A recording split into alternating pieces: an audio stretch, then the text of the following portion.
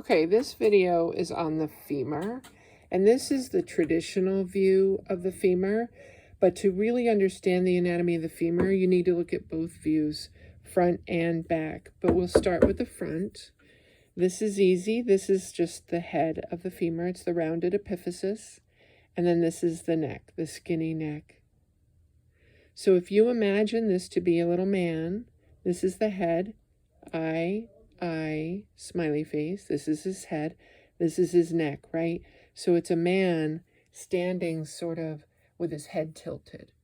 Eyes, nose, mouth, neck.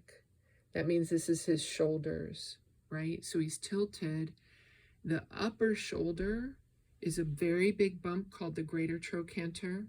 And then the lower shoulder is the lesser trochanter. This is a right femur. You need to understand that in order for me to go any further with this video and with identifying the anatomy. The reason why this is important is the name of these bumps down here. So imagine the head of the femur inserting into the acetabulum of the hip bone. So do you see how this is the right femur?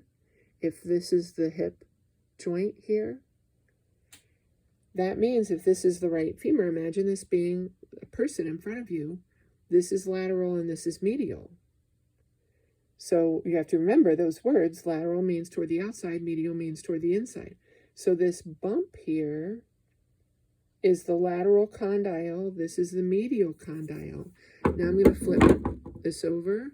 You can still do the same thing. This is the back of the man's head now. His neck, his upper shoulder is the greater trochanter. Lower shoulder is the lesser trochanter.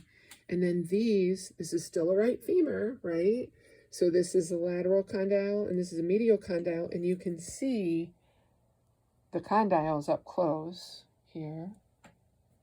There is a very prominent ridge on the posterior femur shaft. This is the diaphysis of the femur here. So this ridge is called the linea aspera.